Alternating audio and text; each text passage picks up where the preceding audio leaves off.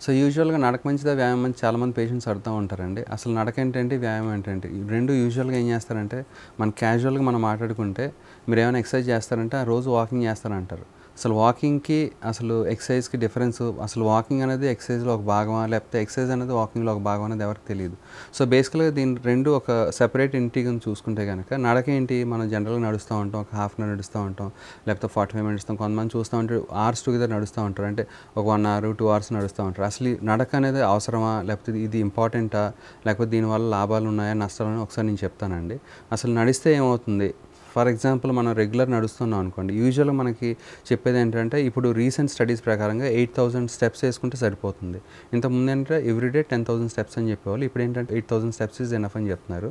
So, ఒకవేళ అతిగా నడిస్తే ఏమవుతుంది? ఫర్ ఎగ్జాంపుల్ నాకు ఒక మన మిడిల్ ఏజ్ నుంచి ఒక ఎల్డర్లీ పీపుల్ వరకు తీసుకుందాం.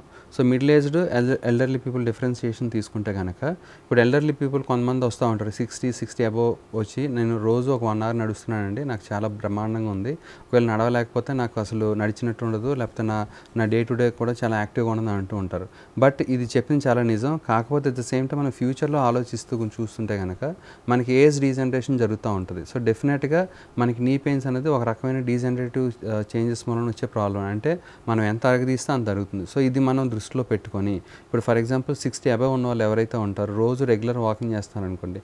నేను చెప్పే బెస్ట్ సజెషన్ ఏంటి అంటే, మీరు రెగ్యులర్‌గా కంటిన్యూయస్‌గా ఒక 1 అవర్, 2 అవర్స్ మాత్రం నడవద్దని చెప్తాను. ఎందుకంటే నీ పెయిన్స్ అనేది యాక్చువల్ డెఫినెట్‌గా డీజనరేటివ్ చేంజెస్, అంటే అరగటం మూలాన వచ్చే ప్రాబ్లమ్ కాబట్టి అది సెపరేట్ డిసీజ్ కాదు. సో, మీరు ఫర్ ఎగ్జాంపుల్ ఒక 20 మినిట్స్ నడిచారు. బ్రేక్ ఇవ్వండి. ఒక 5 మినిట్స్ బ్రేక్ ఇచ్చి, దానికి తగ్గట్టు బ్రీతింగ్ ఎక్సర్సైజో లేకపోతే చేతుల ఎక్సర్సైజో చిన్న చిన్న వ్యాయామాలు చేసుకుంటే ఆ 5 మినిట్స్ అయిపోతుంది. తర్వాత మళ్ళీ ఒక 20 మినిట్స్ నడవండి. సో, మళ్ళీ తర్వాత కావాలంటే ఒక 5 మినిట్స్ బ్రేక్ ఇచ్చి, ఇట్లాగా మీరు 20 మినిట్స్ నడుచుకుంటే సరిపోతుంది. లేదు, ఒకవేళ వాళ్ళకి కొంచెం ఒబీస్ ఉన్నారు, లేదంటే చిన్న చిన్న జాయింట్ పెయిన్స్ ఉన్నాయనుకోండి, ఒక 20 మినిట్స్ సరిపోతుంది. లేదు, నా బాడీ అంత సహకరించట్లేదంటే మినిమం ఒక 5 మినిట్స్ నడిచి, ఒక 5 మినిట్స్ 10 మినిట్స్ రెస్ట్ ఇచ్చి, ఇంకో 5 మినిట్స్ నడవండి. లేదు, దీనికన్నా బెస్ట్ థింగ్ ఏంటి అంటే వాటర్‌లో నడవటం. ఇప్పుడు మనకి చాలామందికి గేటెడ్ కమ్యూనిటీస్ ఉన్నాయి. ఈ గేటెడ్ కమ్యూనిటీస్‌లో మనకి స్విమ్మింగ్ పూల్స్ ఉన్నాయి. సో, నడకలో మనకి డెఫినెట్‌గా ఎవరికైతే ఒబీస్ ఉన్నారో, చిన్న చిన్న జాయింట్ పెయిన్స్ ఉన్నాయో, వాళ్ళు నడుస్తూ ఉంటే డెఫినెట్‌గా ఈ గ్రౌండ్ రియాక్షన్ ఫోర్స్ మూలాన ఇంకా పెయిన్స్ ఎక్కువయ్యే అవకాశం ఉంటుంది. సో, దాన్ని ప్రివెంట్ చేయడానికి ఏంటి, రెగ్యులర్‌గా చెప్పే మా క్లయింట్స్‌కి ఏంటి అంటే, మీరు స్విమ్మింగ్ పూల్ అంటే వాటర్‌లో నడవండి. సో దట్ ఏమవుతుంది, బయాన్సీ ఫోర్స్ మూలన దాదాపు 2/3 ఆఫ్ వెయిట్ తగ్గిపోతుంది. సో, మనకి ఒకటి క్యాలరీస్ బర్న్ అవుతాయి. అట్ ద సేమ్ టైమ్ మనకి ఆ జాయింట్స్ మీద ఎక్కువ ప్రెషర్ పడకుండా, పెయిన్స్ రాకుండా చేసుకోవచ్చు. సో, ఈ క్యాలరీ బర్న్ అన్నది మాత్రమే జరుగుతుంది నడకలో. వ్యాయామం అంటే ఏంటి అంటే, ఇప్పుడు ఫర్ ఎగ్జాంపుల్ మనకి చాలామందికి ఎండ్యూరెన్స్ ఎక్సర్సైజు, స్ట్రెంథెనింగ్ ఎక్సర్సైజు, లేకపోతే ఫ్లెక్సిబిలిటీ ఎక్సర్సైజు, యోగా ఇట్లాంటివి మనం మాట్లాడుతూ ఉంటాం.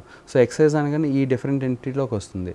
సో, ఇప్పుడు మీరు నడవడంలో చూస్తే గనక ప్రతి ఒక్క మజిలు వర్కౌట్ అవ్వదు. ఫర్ ఎగ్జాంపుల్ మీరు చూసుకుంటే గనక, మనకి ఏదైనా muscle through out the range of movement అయితేనే అది ఎక్సర్సైజ్ అంటాం. అదే మనకు వాకింగ్‌లో చూడండి, ఒక నీ జాయింట్ తీసుకుంటే జస్ట్ ఒక 15-30 డిగ్రీస్ మాత్రం మూవ్‌మెంట్ ఉంటుంది. సో, వీళ్ళకి డెఫినెట్‌గా ఫ్లెక్సిబిలిటీ ఇష్యూస్ ఉండొచ్చు. Plus at the same time muscle strengthening అంటే సరిగ్గా ఉండకపోవచ్చు. మనం చాలా మిత్ ఏంటంటే, నేను రోజు నడుస్తూ ఉంటాను, నా మజిల్ స్ట్రెంత్ ఫుల్‌గా ఉంటుంది అనుకుంటాం. కాకపోతే మీరు నడిచేటప్పుడు ఓన్లీ 15-30 డిగ్రీస్ రేంజ్ మూవ్ అవటం వలన ఆ group of muscle fibres activate అవుతాయి. రిమైనింగ్ అన్ని డార్మెంట్‌లో ఉంటాయి కాబట్టి మీ మజిల్ అనేది ఫుల్ స్ట్రెంత్ ఉండదు. అదే మనం ఎక్సర్సైజ్ తీసుకున్నాం అనుకోండి, ఇప్పుడు ఎక్సర్సైజ్ అంటే ఏంటి, ఒక డంబుల్ పట్టుకోవడం, లేకపోతే ఒక మెషిన్ పట్టుకొని full through out range movement push చేస్తాం. ఎప్పుడైతే ఈ ఫుల్ త్రూ అవుట్ మూవ్‌మెంట్ మనం పుష్ చేస్తూ ఉంటాం, ఆటోమేటిక్‌గా ఏమవుతుంది, ప్రతి ఒక్క మజిల్ ఫైబర్ యాక్టివేట్ అవుతుంది. సో, అదే మనం ఎక్సర్సైజ్ అనుకోండి, మొత్తం అన్ని ఫైబర్స్ యాక్టివేట్ అవ్వటం వలన ప్రతిదీ యాక్టివేట్ అవుతూ ఉంటుంది కాబట్టి స్ట్రెంత్ కూడా బాగా పెరుగుతుంది. సో, అందుకనే ఏది కూడా మనం అపరిమితంగా చేయొద్దు. పరిమితంగా చేస్తే ఆ జాయింట్‌కి, ఆ మజిల్స్‌కి చాలా ఉపయోగం అవుతుంది. లేదంటే ఇంజ్యూరీస్ అయ్యే అవకాశం ఉంటుంది.